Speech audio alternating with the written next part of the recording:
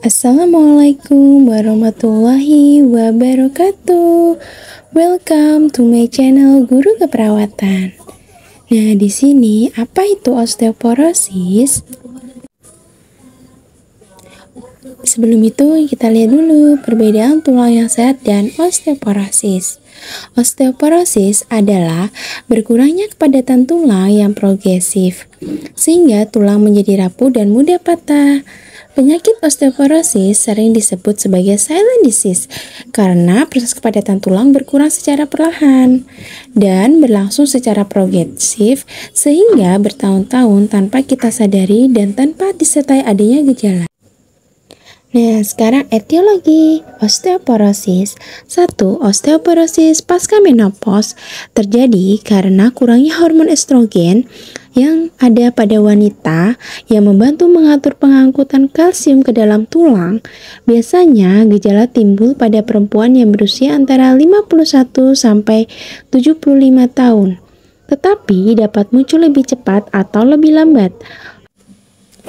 Hormon estrogen produksinya mulai menurun 2-3 tahun sebelum menopause dan terus berlangsung 3-4 tahun setelah menopause. Hal ini berakibat menurunnya massa tulang sebanyak 1-3% dalam waktu 5-7 tahun pertama setelah menopause. Lalu kita ke 2, yaitu osteoporosis senilis. Osteoporosis senilis merupakan akibat dari kekurangan kalsium yang berhubungan dengan usia dan ketidakseimbangan antara kecepatan hancurnya tulang dan pembentukan tulang baru. Senilis berarti bahwa keadaan ini hanya terjadi pada usia lanjut. Penyakit ini biasanya terjadi pada orang-orang berusia di atas lanjut atau 70 tahun dan 2 kali lebih sering menyerang wanita. Wanita seringkali menderita osteoporosis senilis dan pasca menopause. Yang ketiga, etiologinya adalah osteoporosis sekunder. Kurang dari 5% penderita osteoporosis juga mengalami osteoporosis sekunder yang disebabkan oleh keadaan medis lain dan obat-obatan. Penyakit ini biasanya disebabkan oleh gagal ginjal kronis dan kelainan hormonal, terutama tiroid, paratiroid, dan adrenal, serta obat-obatan misalnya adalah kortikosteroid, barbiturat, anti kejang, dan hormon tiroid yang berlebihan. Pemakaian alkohol yang berlebihan dan merokok dapat memperburuk keadaan ini. Pada kortikosteroid, dalam waktu yang lama tidak ada kuatnya asupan vitamin D, sehingga defisiensi vitamin D menyebabkan absorpsi kalsium terganggu dan merangsang aktivitas osteoblas dan membatasi sel-sel osteoklas. Nah, ini menyebabkan penurunan reabsorpsi dan penurunan densitas, sehingga tulang mudah rapuh dan terjadi osteoporosis. Selanjutnya, kita ke osteoporosis juvenil idiopatik, merupakan jenis osteoporosis yang penyebabnya tidak diketahui. Hal ini terjadi pada anak-anak dan dewasa muda yang memiliki kadar dan fungsi hormon yang normal, kadar vitamin yang normal, dan tidak memiliki penyebab yang jelas dari rapuhnya tulang. Lalu, kita ke faktor risiko yang tidak dapat dirubah. Yang pertama adalah usia.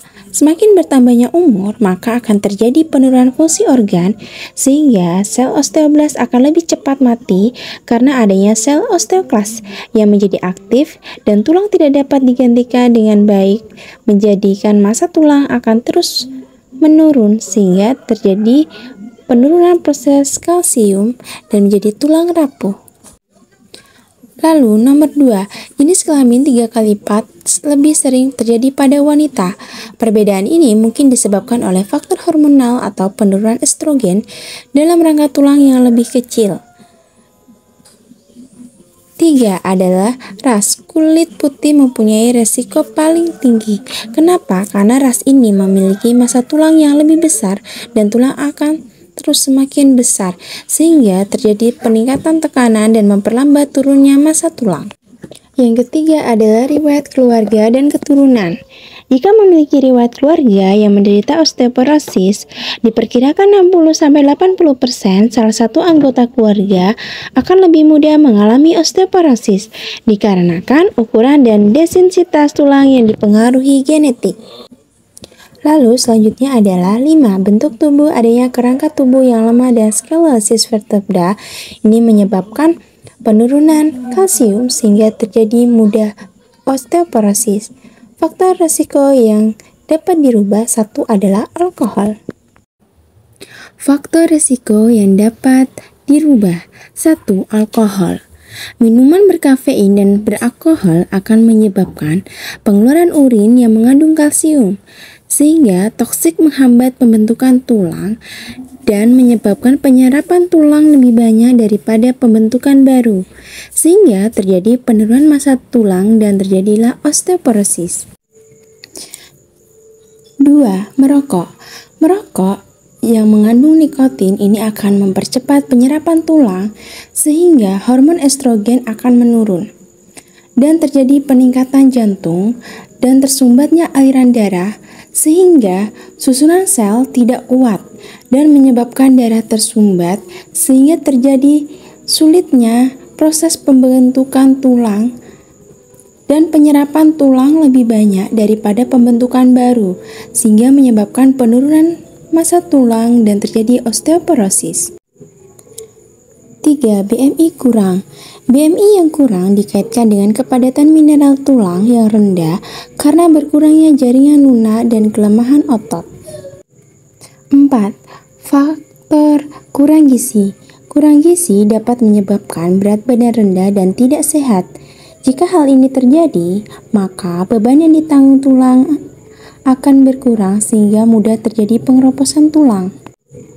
5. Kurang olahraga.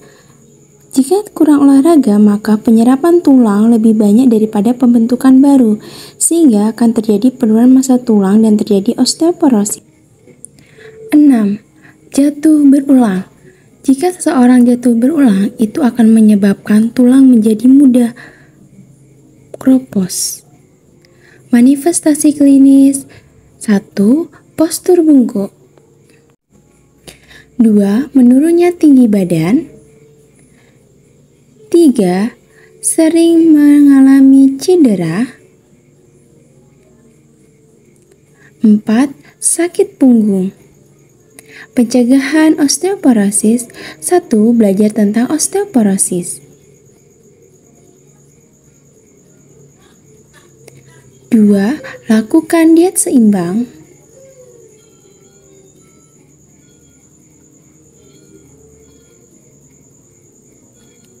3. Hindari penyebab osteoporosis dengan cara menghindari merokok, menghindari alkohol. Yang keempat, cukup paparan vitamin D.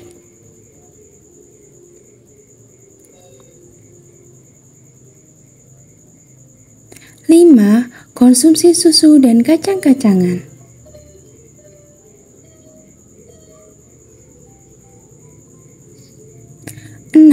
Beraktivitas dan latihan fisik.